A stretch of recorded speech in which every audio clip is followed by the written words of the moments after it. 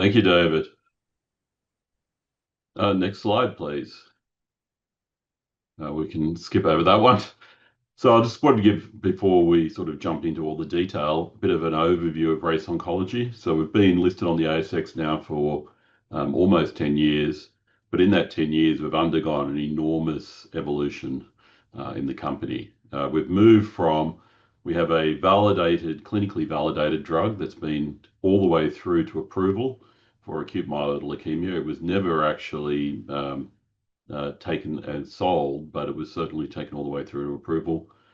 And the reason why it wasn't was because it was unable to be easily delivered to patients. We've gone through and reformulated the drug. That's RC220. This overcomes the problem that the original formulation had, and that has provided us, with IP protection around the formulation. But even more importantly, we've made various composition of matter discoveries about the actual molecule itself. We've identified that only one of the isomers is active, and it changes its activity via being exposed to light, and that has provided us with composition of matter, which we just filed a couple of months ago. So that process is heading through the patent process.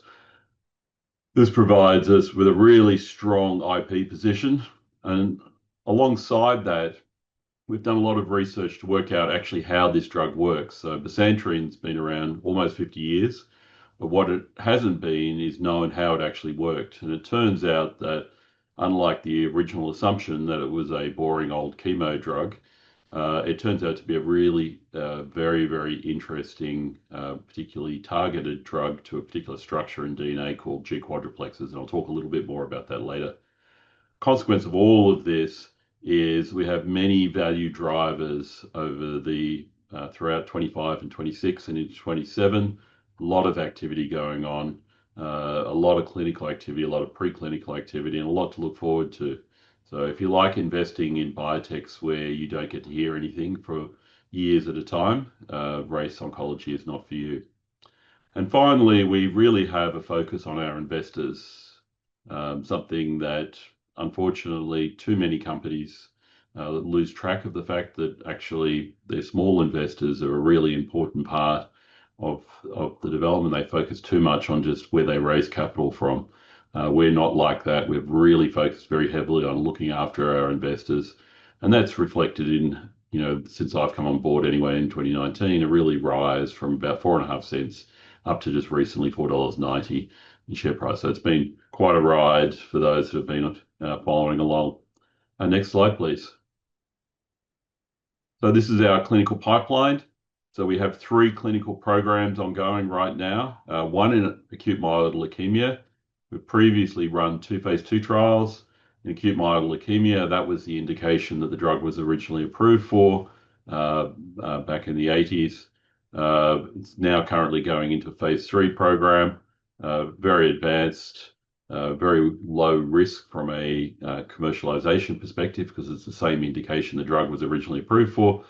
The only downside to all of this is it's a relatively small market, maybe 50,000 patients all up as the total addressable patients, and only, of course, a subset of those patients would get treated. The upside of acute myeloid leukemia is it's an orphan indication. Orphan drugs are very expensive, and you can charge a great deal for an orphan drug. That's progressing very well. The two more exciting and larger opportunities are in non-small cell lung cancer, in a particular subtype called EGFR mutated non-small cell lung cancer, in combination with an existing drug called osimertinib. This is a very large market for osimertinib. This year, AstraZeneca, who owns that drug, it's called Tagrisso is its trade name, will probably be selling on the order of $7.5 billion of that drug. We have an opportunity to extend the life expectancy of that drug and increase the sales of that drug and provide an opportunity to keep patients healthier for longer. And the final program, which is currently in recruitment, has recruited early stage patients, is in the combination of our drug with standard of care doxorubicin, which is a traditional chemotherapeutic, very effective drug, very toxic drug and very damaging to the cardiovascular system. And our drug can add to the anti-cancer activity, but also protect from the heart. Next slide, please. So I'll just briefly touch on this, what G4 quadruplexes are. They're basically just special folds, structures in the DNA that our drug can bind to. When they do that, it switches off particular genes. And the gene that's particularly interesting for us is a gene called MYC. And I'll talk a bit about that on the next slide. But the most important thing to take away from this, if you've known about RACE before and not heard about bisantrene before, you might have thought it was a chemotherapeutic. It's actually not a chemotherapeutic. It just happened to be, I guess, put into that bucket for historical reasons. Next slide, please. So why is MYC such an interesting target? Well, it's basically it was discovered a long time ago, and back in 1982, and it's one of the most important genes and proteins involved in developing cancer. So over 70% of all cancers have an increase in MYC activity or dysregulation in MYC activity. And the thing that makes it particularly exciting for us is whilst MYC's been this amazing target that everyone's been trying to develop drugs for, no one's been able to make a drug to MYC at all. And that's for long technical reasons I can't go into, but it's been really a sort of the holy grail of the pharmaceutical industry to develop a MYC drug. What MYC does is it basically acts like an accelerator of cancer. It's part of the key growth regulating. And when you have upregulation of MYC, you end up with basically cancer growing more aggressively and faster. So it's super important. If you look at the number of cases, over 1 million cases every year have dysregulated MYC. And you can see there on the right hand all the different cancer types, major cancer types, and the frequency of MYC, elevated MYC activity. But it's really amazing that it turns out that our drug actually targets the one thing that everyone's been trying to work on for 40 years. It's been known all that time. Well, it's been there all that time and nobody knew it was there. So it tells you some of the power that actually doing fundamental research can do and unlock. Next slide, please. I mentioned at the beginning about the IP filing. So we've discovered that if you expose bisantrene to light, it changes into 3 different shapes. These are called isoforms. They're named EE, EZ, and ZZ. Only the EE form has any anti-cancer activity. None of this was known, despite this drug being around for 50 years and literally thousands of scientists working on it.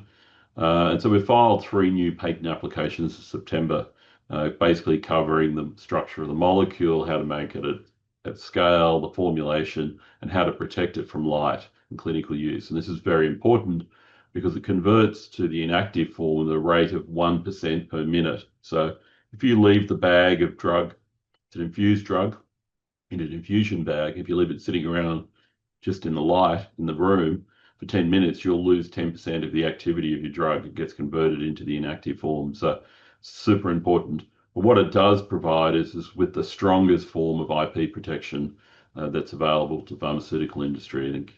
And this has just gone in. So we're in, as far as I'm aware, the unique situation of being in phase 3 at the same time as having a 20-year patent life. It's almost never heard of in the pharmaceutical industry. Most of the time, the IP you have is, 10 years is actually doing pretty good by the time you get, or 12 years is pretty good by the time you get to phase 3. All right, next slide, please. Okay, so I'll just talk briefly about EGFR mutated non-small cell lung cancer. Most important things to understand with this is very, very broad opportunities, many hundreds of thousands of cases, particularly in East Asia, where for reasons, genetic reasons, people of East Asian descent are more prone to getting this particular subtype of cancer. It's all treated with a particular type of drug called TKI, or a tyrosine kinase inhibitor. 3rd generation is what we're up to at the moment.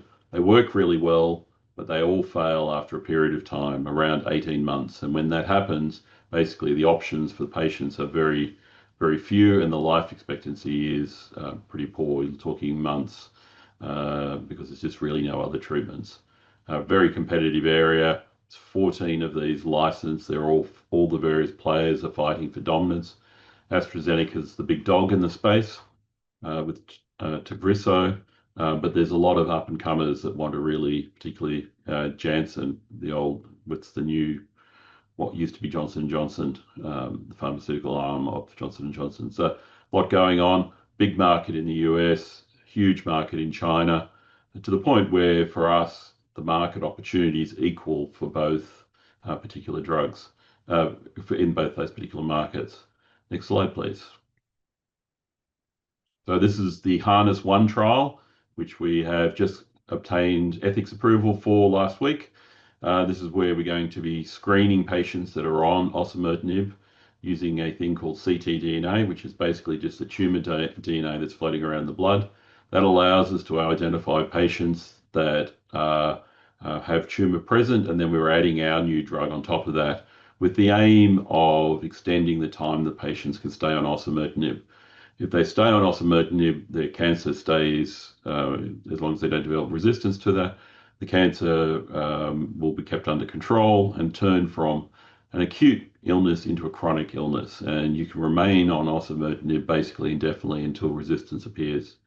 A very exciting opportunity that'll be kicking off all through 2026. And most importantly, it's open label. We'll be getting a lot of clinical data on activity, and we can using this ctDNA, we can actually identify whether the patients are responding to treatment very early on. So we should have news flow all throughout 2026 on this trial, and have a pretty good idea if this is actually going to work or not in that time. Next slide. So the next one, CPAX.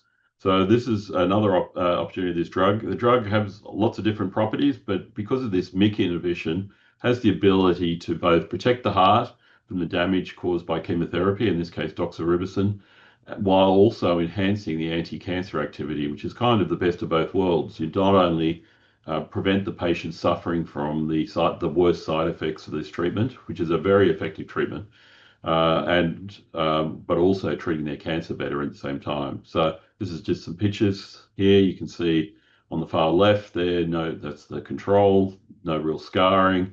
You can see lots of scarring going on the doxorubicin alone treatment in the middle. That scarring is all shown as fibrosis, which is grey in this image. And then when you combine our drug, RC220 plus doxorubicin, you end up with some small amount of fibrosis, but pretty much similar to what was in the original no treatment control. So you can actually end up getting, quite an effective outcome from both of these activities. This is quite a major market because the sales of doxorubicin every year, 20 million doses are used around the world. So you start to see that it doesn't take very many doses to be used in combination. You suddenly got a very large market. Next slide, please. This is just an overview of the trial. We might skip over this one. It's pretty straightforward. And the final one here is just to look at the phase 3 trial, a rapid and affordable path to FDA approval. We have a bridging study to get from the old formulation to the new, and then we go through a dose expansion. This provides a really low cost, rapid path to market. We're talking total cost for this phase 3 trial is 20 million. And a bit over 2 years, 2.5 years to get to approval. So a very nice pathway forward. Next slide, please. And just end on key highlights. We basically have a drug in phase 3, which has been completely de-risked and clinically proven in the indication we're going for, solving real health problems. These are not minor things. These are as big as they become in the oncology space, targeting really major markets. In anthracyclines and TKIs as companion drugs. We can target and silence MYC, which is a way of actually going after MYC dysregulation, which is really considered the holy grail in oncology. And we have really good long IP protection over the drug, which is all the things you would want in a new drug in the oncology space. And at that, if we have any time left, turn it over to questions. Thanks, Daniel. Great presentation. It was pointed out to me that when you presented at TechKnow in August, the stock was trading at about $1. And as you've mentioned, it's well above that now. So congratulations on on the valuation uplift and the work that's been done since that time. There is a couple of questions, so I'll jump straight to them. What are the key value catalysts expected across the cardioprotection, AML, and EGFR programs during 2026? Yeah, so well, for AML, it'll be the initiation of the first bridging study. So if we can show that the old matches the new, we can use all the old data.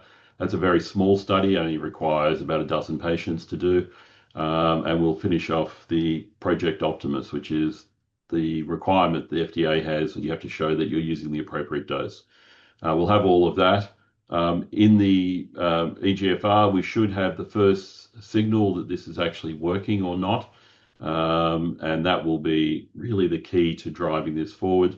The other thing is we will have human data on inhibiting MYC, so we'll know that we're actually able to knock down MYC in humans. It's kind of a bit of a funny one because we already know the drug works, we already know the concentration inside the cells inside patients, and we know that MYC's knocked down because it can't be any other way. But if you want to see someone us say it's occurring from a human sample, then we'll have that coming through. And the cardio protection, we should be through the dose escalation and we should be getting the first signal of that we're actually able to protect the heart. And that's probably the most high risk, if you want to look at it, of all of those. We've been able to show in animals that it works really well and human cells, but yet to be in human patients. But everything else is already being basically proven already in humans. It's one of the nice things with working with a drug that's been through 50 clinical trials and made it all the way to approval is that you already know the drug works. And it's basically our job is to figure out how it works, which is something that nobody knew. And then once you know how it works, where to best use it and in combination with which drugs. And that's a much, much easier thing to do in the biotech sector. Getting a drug to work at all is very, very difficult. 1% or so of preclinical drugs make it through to approval. But it's much easier to take a drug that's already been approved and make it figure out how it's actually working.